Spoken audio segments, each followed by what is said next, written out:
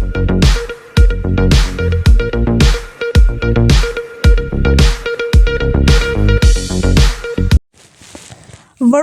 ભવરલાલ ગોળ બોગસ ખેડૂત નીકળ્યો। જાણીતા ટ્રાન્સપોર્ટર ભવરલાલ ગોળની ધરપકડ। ભવરલાલ સામે વડોદરા જિલ્લાના કણજર પોલીસ મથકે ફરિયાદ। કણજર પોલીસે ભવરલાલને અટકાયતમાં લીધો। ખોટું ખેડૂત પ્રમાણપત્ર રજૂ કરી બોગસ ખેડૂત બન્યો હોવાની શંકાઓ। કણજર મામલતદારે નોંધાવી હતી પોલીસ ફરિયાદ। વાઘોડિયા એમએલએની રજૂઆત બાદ ભવરલાલની અટકાયત। વાઘોડિયા ધારાસભ્ય ધર્મેન્દ્રસિંહ વાઘેલાએ કરી હતી રજૂઆત। ધર્મેન્દ્રસિંહે કલેક્ટરને સોંપ્યા હતા બોગસ ખેડૂત હોવાના પુરાવા।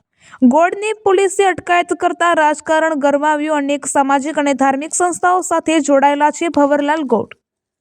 25 વર્ષ અગાઉ કણજરના છોછવા ગામે ખરીદી હતી જમીન। બોગસ દસ્તાવેજોના આધારે ભવરલાલે ખરીદી હતી જમીન।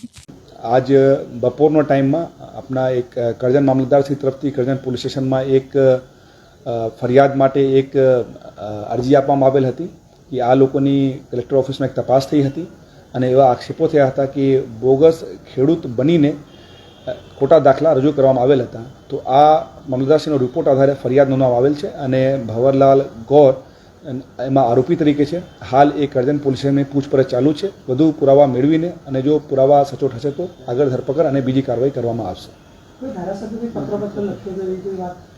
એ વાત ડિટેલ કદાચ આ રિપોર્ટમાં હશે, બટ મારા અત્યારે એફઆઈઆરનું ડિટેલ અવલોકન બાકી છે। ચૂંકि આજે મેં આપ જે વાત કરી મેં ઇન્સ્પેક્શનમાં થોડા ગોઠવતા મને બસ એટલું શોર્ટ માહિતી કરજણ પોલીસ તરફથી મળી હતી એ જે મેં આપણે સમજ રજૂ કર્યા।